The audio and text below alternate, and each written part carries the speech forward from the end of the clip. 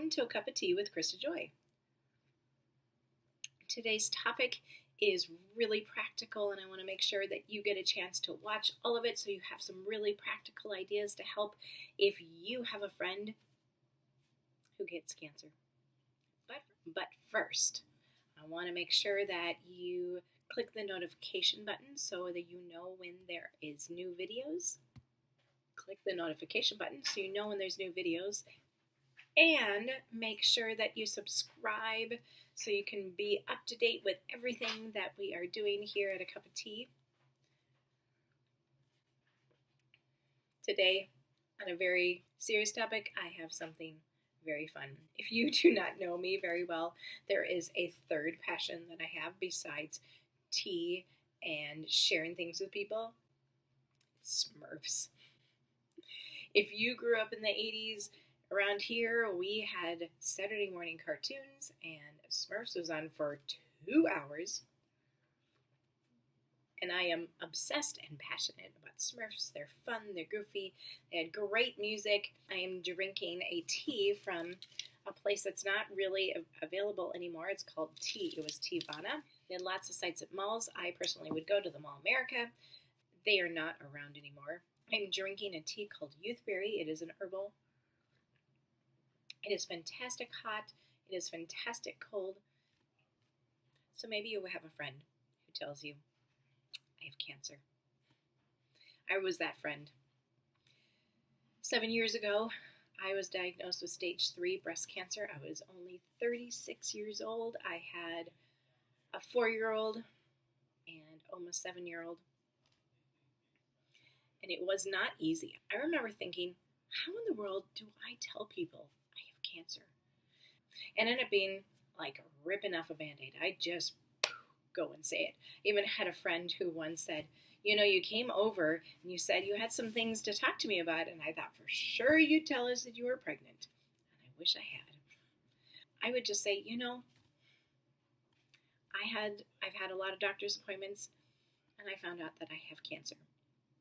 But I felt being honest with people eventually was very freeing. I didn't tell everyone right away. It took me a while. I didn't want to alert people. Of course, my inner family knew, but it was really hard. Like just saying it to people was hard. And then always people said, "Oh, Krista, I'm so sorry. What can I do for you?" And that was also one of the hardest things. If you don't already have something in your brain of what to tell your friends or what to do, you just say that and then typically nothing happens because you don't know. In those really hard times, if you have not been there, you don't know what they actually need. So today, I am excited because these are things that happened to me that were fantastic, especially as a young person with cancer with kids. I have 7 things that I want to share with you that really were a blessing to me, that I was so grateful that I had this help. First of all, coffee, dates, hanging out. If you are not too compromised or you feel okay with wearing a mask, having people come over and just sit and hang with you and talk with you. You feel like you're always going to doctor's appointments. It's nice to have something to look forward to that's not that. After surgery, I would have friends come over and just hang out. I had a neighbor when I was going through chemo would just have me over for a coffee or a tea for an hour in the afternoon. I'm an extrovert, so that was really helpful for me. So I didn't feel like every outing was a doctor's appointment. Number 2, if you have experience or if you are a nurse, being able to be there even in texts in case something happens that cancer patient is uncertain about, is this a doctor thing or should I call the on-call nurse or not? Is this normal? After surgery, I had a friend who was readily available by text all times of night and was so helpful. And great, I was grateful she checked in on me, but I could also just text her and say, hey, is this normal? And she'd get back to me and say, oh, I don't know, or yes, it's totally normal, or no, or dude, go to the hospital. go to ER. And it was really great to have that availability. So if you have experience or if you have that nursing background, offer those opportunities. It doesn't mean that you have to do it, you just have to be that sounding board from them. When after I had my tram flap, I had a complication. All of a sudden, it was 2 weeks later, and I had a fever that spiked up to 102.5. Luckily, I was able to call my friend, and she's like, call your surgeon, and gave me great advice, and it was very helpful. Number 3, this also practically was huge. For me personally, I was new to all of this. I had a husband who worked retail hours and so wasn't always home. And my parents lived nearby, but not nearby enough to always be over. So my mom helped out a lot. But when you come home for your mastectomy or some other surgeries too, you're going to have those drains and they need to be taken care of. And after a while, after several surgeries, I can take care of most of my drains. But when I was first learning, I was not able to. And I want to encourage you to ask and train other people who are nearby who can help you. There were times when my husband was working late. My girls were too young to help, and I wasn't going to ask them to do that. I had people available to help me and come over and take care of my drains, watch my kids while I took a shower, or different things like that. If you are not too squeamish, it's not super squeamishy, being able to have someone or several someones that can come over in a pinch and help with drain care is huge. It was an enormous help. I had young kids. It was summer for most of my chemo. They were not in childcare. There was no school. So I was grateful to have a neighborhood and a community that I could send them across the street next door. And as long as I taught my kids, make sure you always tell me where you're going before you go, it was an enormous help. The families nearby had my back. They understood what was going on, maybe not to the full extent, but knew that I was resting or having treatment. I would be home, but my kids could go off and they could play. I knew they were safe. I knew they were taken care of. If you have someone in your neighborhood that has kids and is going through treatment, being that person is huge. That you can trust, that you know that they are safe and are taken care of, was a huge load off of my back. And we made sure that we still had time that was just us reading, going to the library, doing some special things. But when I needed to rest, I knew that they were safe and taken care of. So maybe you're not a neighbor. Maybe you live close by. Maybe you are in a community together, perhaps a faith community, a school community, offering to come and wash dishes, clean the counters, do laundry, wash sheets.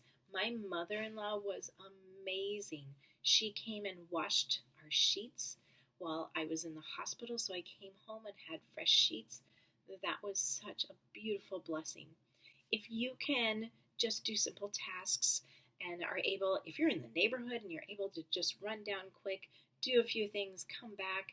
I had another friend that let me sit and talk with them while they washed dishes. I had another friend who was cleaning my kitchen and let me rest and talk with them. All the things that I needed.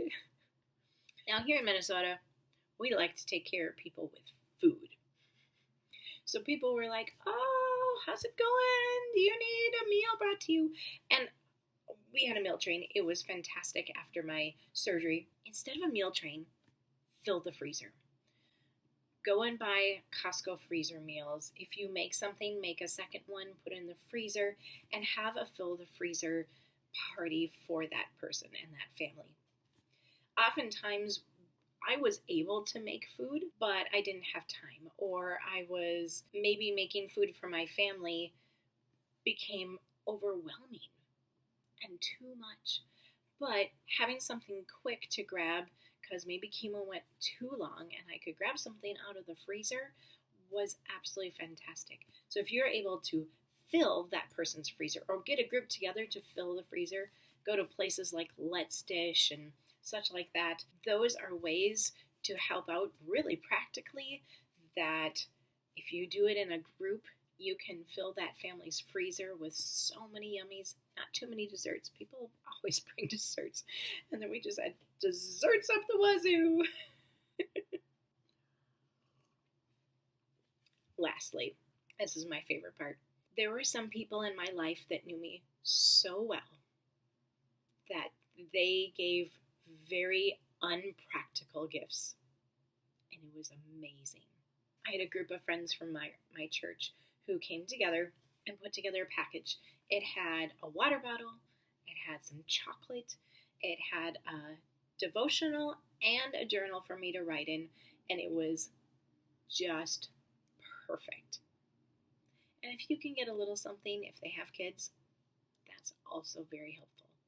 Now, I've alluded to this many times, but this was one thing that was so helpful. I know my sister-in-law got me one of these, and a few other people, I think, got me, and then I started getting them. But because I had kids, and I was sitting in bed a lot, having adult coloring book, it was really nice to spend time with my kids and just sitting and coloring with them. So I have these. I love Anna Green Gables. I was gifted Anna Green Gable coloring books. We started getting coloring books, and it was wonderful to be able to sit, to relax, to be up and not active, but doing something with my children. It was special. They still ask about doing it, and it's been years. Favorite books, right? So I just talked about my favorite book. I grabbed Anne of Avonlea. It's number 2 in the Anna Green Gables series. Being able to be gifted books or new copies of favorite books. My Anna Green Gables book started coming apart. I got a new copy. Old favorites for me were just these wonderful things to be able to read that weren't surprises. I knew how the books ended, but it was comforting and beautiful, and I really, really appreciated those people who encouraged me to spend that time reading. Also, I knit. I knit a lot, and I love knitting. And I had a fellow knitter who gave me a fantastic gift. She gave me a pattern and yarn to make a sweater.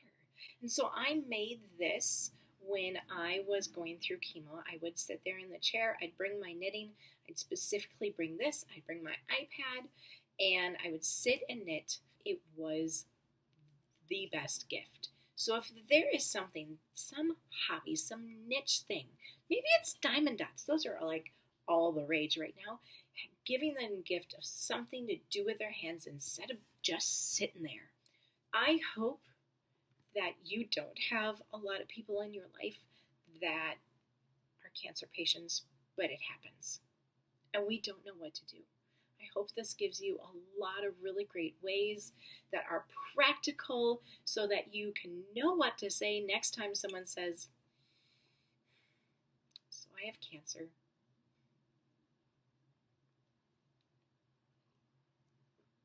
Till next time.